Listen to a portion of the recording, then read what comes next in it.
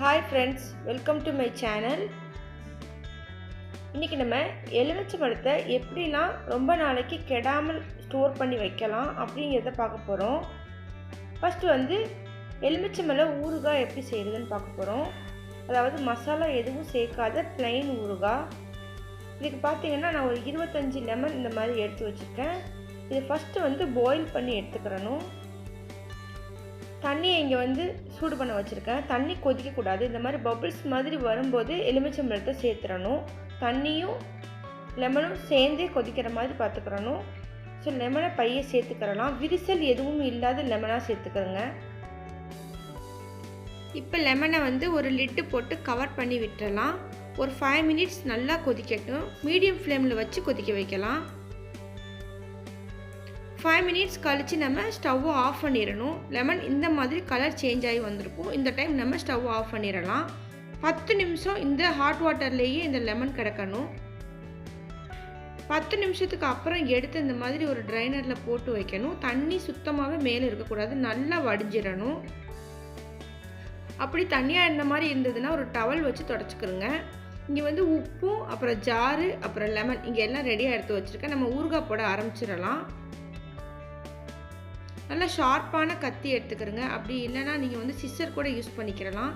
இந்த மாதிரி இந்த பக்கமும் இந்த பக்கம் மொத்தம் 4 பார்ட்டாக வர்ற மாதிரி நம்ம கட் பண்ணி எடுத்துக்கிறலாம். ஸோ இதே மாதிரி எல்லா லெமனையும் நம்ம கட் பண்ணி எடுத்துக்கிறலாம். இந்த எலுமிச்சை ஊறுகாய் பார்த்தீங்கன்னா 1 இயர் ஆனாலும் கெட்டு போகாமல் இருக்கும். நம்ம தேவைக்கு ஒரு கண்ணாடி பாட்டிலில் வெளியே எடுத்து வச்சுட்டு மிச்சதெல்லாம் நம்ம ஃப்ரிட்ஜில் போட்டு வச்சோம்னா 1 இயர் ஆனாலும் எந்த கலரும் சேஞ்ச் ஆகாமல் நல்லா இருக்கும். இந்த மாதிரி எல்லாத்தையும் கட் பண்ணியாச்சு. இப்போ இதில் உப்பு வைக்கணும். ஒவ்வொரு லெமனுக்கும் ஒரு 3/4 டீஸ்பூன் உப்பு அந்த மாதிரி எடுத்துக்கிறோங்க. நான் பொடி உப்பு தான் எடுத்திருக்கேன். நீங்கள் கல் உப்பு வேணாலும் எடுத்துக்கிறோங்க. அப்படி எடுக்கிறதா இருந்தால் கொஞ்சம் கம்மியாக எடுத்துக்கிறோங்க. இப்போ இந்த மாதிரி எல்லாத்தையும் வச்சு இந்த நிமித்தினாப்பில் வைக்கணும். இந்த செராமிக் ஜாரில். பிளாஸ்டிக் ஜாரில் எப்போவுமே ஊறுகாய் செய்யக்கூடாது. இந்த மாதிரி எல்லாத்தையும் நம்ம செஞ்சு செட் பண்ணிக்கிறலாம். இந்த மாதிரி செஞ்சு ஒரு 5 நாளைக்கு வெயில் படாமல் நம்ம வீட்டுக்குள்ளே வச்சுக்கிறணும். அப்புறம் பார்த்தீங்கன்னா ஒரு 2 நாள் டைரக்ட் சன்னில் வச்சா போதும். ஊறுகாய் ரெடி ஆயிரும். ஒரு 1 வீக்லேயே ரெடி ஆயிரும். இது யூஸ் பண்ணி ஒரு ரெசிபி நான் ஏற்கனவே நம்ம சேனலில் போட்டிருக்கேன். வெங்காய சம்பல் ஊறுகாய் சம்பல்னு சொல்லிட்டு. ஸோ அதோட லிங்க்கும் டிஸ்கிரிப்ஷனில் கொடுக்குறேன். இந்த ஊறுகாய் பார்த்தீங்கன்னா நம்ம பழைய சாதத்துக்கு போட்டு சாப்பிட்றதுக்கும் ரொம்ப நல்லாயிருக்கும். எல்லாத்தையும் இந்த மாதிரி நல்லா கட் பண்ணி அந்த ஜாரில் செட் பண்ணிவிட்டு எக்ஸ்ட்ரா உள்ள அந்த லெமன் சிரப் அப்புறம் பார்த்திங்கன்னா அந்த உப்பு எல்லாத்தையுமே இது உள்ளே சேர்த்துடணும். முடிஞ்ச வரைக்கும் தண்ணி எதுவுமே இருக்கக்கூடாது. நம்ம யூஸ் பண்ணுற கத்தியிலேருந்து பிளேட்லேருந்து ஜார் வரைக்கும் எல்லாமே ட்ரையாக தான் இருக்கணும். ஸோ தண்ணி ஏதாவது சேர்ந்துருச்சுன்னா நமக்கு ஊறுகாய் ரொம்ப சீக்கிரமாக கெட்டு போயிடும்.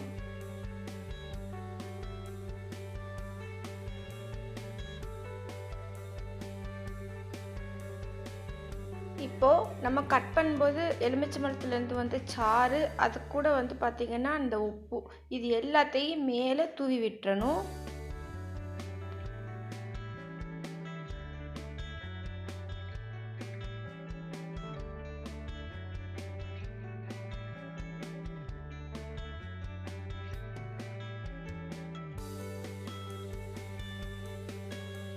இப்போ இந்த செராமிக் ஜாரை ஒரு மூடி போட்டுலாம் மூடக்கூடாது. இந்த மாதிரி ஒரு துணி வச்சு கட்டி வச்சிடணும். துணியும் பார்த்தீங்கன்னா நல்லா ட்ரையான துணியாக இருக்கணும். ஈரப்பதம் இருக்கக்கூடாது. இதுக்கு இடையில எடுத்து நம்ம ஒரு ஃபோக்கோ ஒரு ஸ்பூனோ வச்சு மிக்ஸ் பண்ணி விட்டுக்கிறணும். இப்போ இதை நான் ஓப்பன் பண்ணி காமிக்கிறேன் பாருங்கள். 5 டேஸ் ஆயிடுச்சு பாருங்கள். ஊறுகாய் எந்த அளவு கலர் சேஞ்ச் ஆகி நல்லா வந்திருக்குன்னு பாருங்கள்.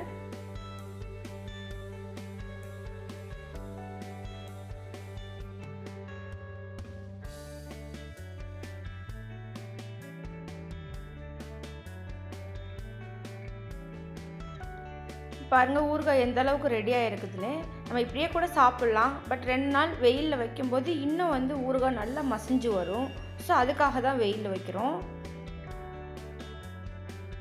இப்போ அவ்வளோதாங்க ஊறுகாய் ரெடி ஆயிடுச்சு. அடுத்து பார்த்தீங்கன்னா நம்ம இதே லெமனை வந்து க்யூப்ஸ் ஆக்கி ஃப்ரீசர்லையும் போட்டு வைக்கலாம். ஸோ 1 மந்த் ஆனாலும் அதோட டேஸ்ட்டு மாறாது.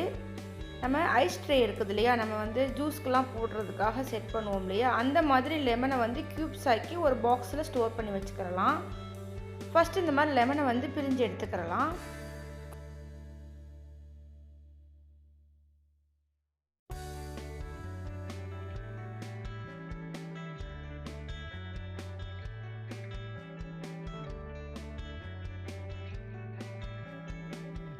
லெமனை இந்த மாதிரி புழிஞ்சு எடுத்துட்டு இந்த மாதிரி நம்ம ஐஸ் ட்ரேயில் நம்ம இந்த லெமனை ஊற்றிக்கிறலாம்.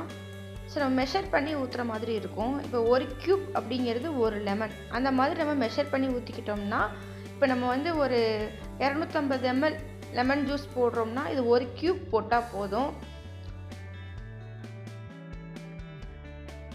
இப்போ எல்லா லெமனையும் இதே மாதிரி பிழிஞ்சு இது ட்ரே ஃபுல்லாக செட் பண்ணிடலாம். செட் பண்ணி ஃப்ரீசரில் வச்சிடணும். ஃப்ரீசரில் வச்சுட்டு அப்புறமா எடுத்து நம்ம ஒரு பாக்ஸுக்கு மாற்றிக்கிறலாம். ஸோ நம்ம நினைக்கும் போது டக்குன்னு ஒரு தண்ணியை பிடிச்சி அதுக்கு தேவையான அளவு சுகர் சேர்த்து இந்த 1 க்யூப் போட்டால் போதும். இப்போது ஏதாவது சமையலுக்காக நீங்கள் யூஸ் பண்ணுறீங்கன்னா ஒரு 10 நிமிஷத்துக்கு முன்னாடியே அந்த 1 க்யூப் எடுத்து வச்சுட்டிங்கன்னா நல்லா மெல்ட் ஆயிரும். அப்போ நமக்கு ஃப்ரெஷ்ஷான லெமன் ஜூஸ் கிடைக்கும். பாருங்கள், எல்லாத்தையும் இந்த மாதிரி நான் வந்து ட்ரேயில் செட் பண்ணிட்டேன். இதை நான் வந்து ஃப்ரீசரில் போட்டுறேன். ஃப்ரீசரில் போட்டுட்டு நான் எப்படி ஸ்டோர் பண்ணுறதுங்கிறத காமிக்கிறேன்.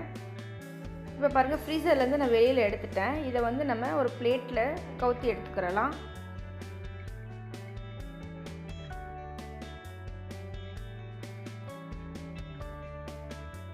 இப்போ எல்லாத்தையும் பிளேட்டில் எடுத்தாச்சு. இதை வந்து இந்த மாதிரி ஒரு பாக்ஸில் போட்டு நம்ம ஃப்ரீசரில் ஸ்டோர் பண்ணிக்கிறலாம். இப்போ இதை நான் எப்படி ஜூஸ் போடுறதுங்கிறதையும் உங்களுக்கு நான் காமிக்கிறேன்.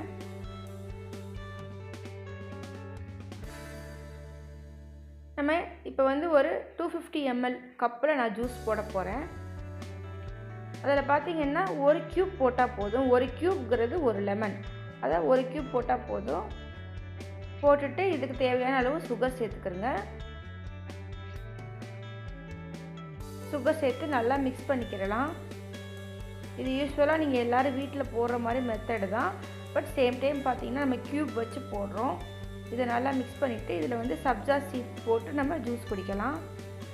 ஸோ சம்மர் டைமில் இந்த மாதிரி நம்ம ஃப்ரிட்ஜில் ஸ்டோர் பண்ணி வச்சுக்கிட்டோம்னா நம்ம நினச்ச நேரம் நம்ம வந்துட்டு ஜூஸ் போட்டு குடிச்சிக்கிறலாம். ஸோ இந்த மாதிரி நிறைய வந்து லெமன் கிடைக்கும்போது, சீப்பாக கிடைக்கும்போது நம்ம இந்த மாதிரி செஞ்சு வச்சுக்கிட்டோம்னா நமக்குமே வந்துட்டு அடிக்கடி போய் லெமன் வாங்க வேண்டிய அவசியம் இருக்காது. இப்போ பாருங்கள், சூப்பராக ஒரு 2 செகண்டில் வந்து ஜூஸ் போட்டாச்சு. இப்போ இதை லிட்டை கவர் பண்ணி நம்ம ஃப்ரீசரில் போட்டுடலாம்.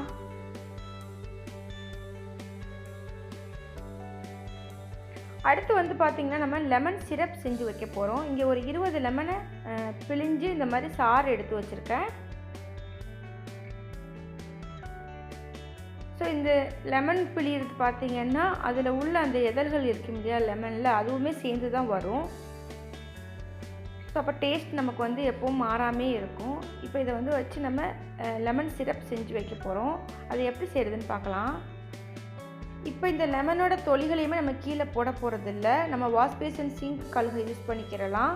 ஃப்ரிட்ஜில் இப்படியே வச்சாலும் நல்லாயிருக்கும் ஃப்ளேவர். ஃப்ரிட்ஜில் லெமன் ஸ்மெல் இருந்துக்கிட்டே இருக்கும். இப்போ சிரப் செய்ய ஆரம்பிச்சிடலாம். ஒரு 250 ml தண்ணி சேர்த்துருக்கேன். தண்ணி சேர்த்துட்டு அதே 250 ml சுகர் சேர்க்குறேன். ஒயிட் சுகர் தான் சேர்க்குறேன். ஸோ லெமன் ஜூஸ்னாலே ஒயிட் சுகர் தான் அது டேஸ்ட் கரெக்டாக இருக்கும். ஸோ அதுக்காக நான் ஒயிட் சுகர் சேர்க்குறேன். சேர்த்து நல்லா வந்து சிரப்பாக்கி எடுத்துக்கிறலாம். ஸோ ரொம்ப பாகுபதம்லாம் வேண்டாம், ஜஸ்ட்டு வந்து கரைஞ்சா போதும். ஸோ இந்தளவு கொதித்து வரும்போது நம்ம எடுத்து வச்சுருக்க அதே 250 ml லெமன் ஜூஸை வந்து ஆட் பண்ணிக்கிறேன். ஆட் பண்ணி ஒரு 5 நிமிஷம் கொதிக்க விடலாம். ஸோ ரொம்ப வற்ற விட்டுறாதீங்க, அப்புறம் வந்துட்டு அது வந்து நம்ம செட் பண்ணும்போது அது மிட்டாய் மாதிரி ஆயிடும். இந்த லெமன் சிரப்பும் பார்த்திங்கன்னா 1 மந்த் வரைக்கும் நம்ம ஃப்ரிட்ஜில் ஸ்டோர் பண்ணி வச்சுக்கிறலாம். இது ஃப்ரீசரில் வைக்கணும்னு அவசியம் கிடையாது. இங்கே பார்த்திங்கன்னா நம்ம தண்ணி, சுகர், எலுமிச்சை சாறு இது 3மே நம்ம ஒரே அளவாக தான் எடுத்திருக்கோம்.